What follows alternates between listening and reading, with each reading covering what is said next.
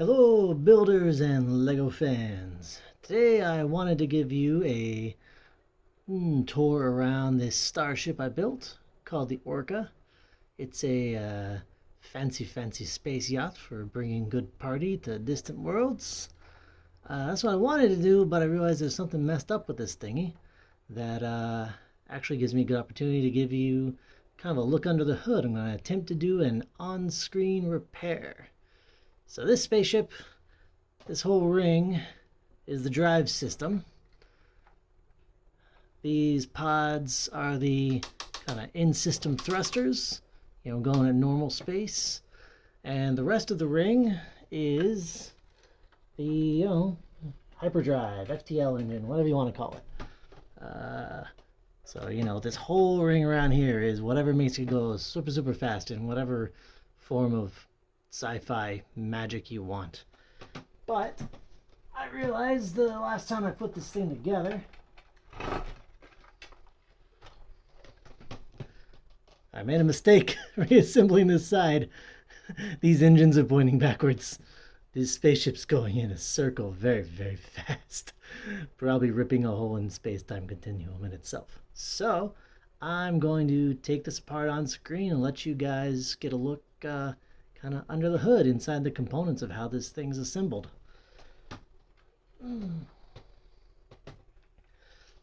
For this design, I knew I wanted this big ring surrounding the ship to be able to tilt, and it does so. Let's see if I can do this without hurting myself too much. Probably not. There's a crank that makes it tilt. I put it here. This is a lesson. I want to get better at doing mechanics, moving parts and mechanisms, and I'm getting better, but this one's not a great failure. I put the crank under here. It's an ergonomic nightmare. Can't reach it really easily, and it doesn't work super good anyway. But so that's one of the things with building. You want to try something, try it, and if you fail, it's not a failure if you learn and do it again better next time. But anyway, that's a digression.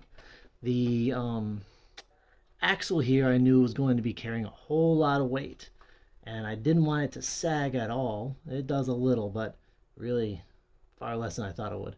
I wanted it to be able to hold up the weight of this ring at various angles and not have too much sag. Also, weight of this ring coming in, maybe pushing it outward. I didn't want the axles to just pull apart.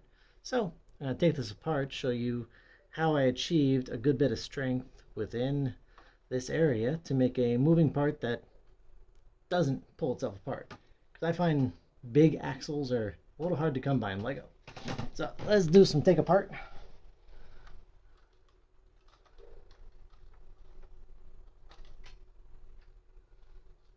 There's one segment off.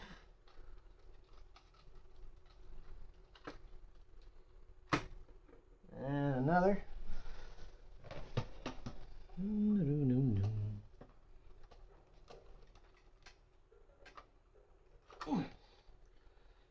So, let's see, am I in the frame here at all? Yeah, good.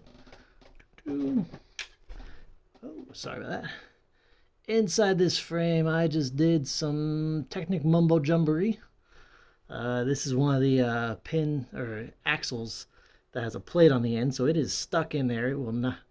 This bar will not slide out, and then it goes to this sort of a Technic connection, all the way up into the ring. So this bar is not pulling out that way. No way you could do it. You'd have to like disassemble the whole clamp mechanism around the ring to pull this out. So that's pretty solid.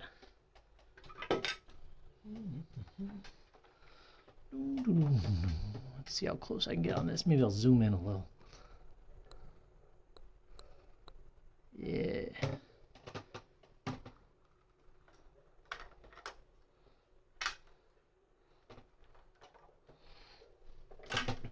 And this multicolor mumbo jumbo inside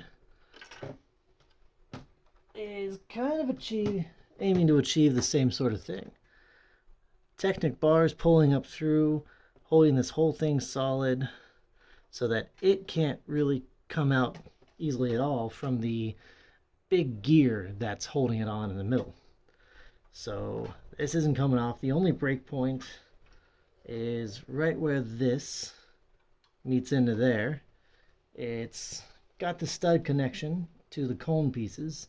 That gives it actually a fair bit of stability. And then this is gripped all along by a whole lot of cross-axle holes, which put a fair bit of friction along this whole thing. So that is a bit of a look at the interior guts. And keep looking for future videos. I'll give a demonstration of the interior, the exterior, and all the fun bits of this starship I call the Orca.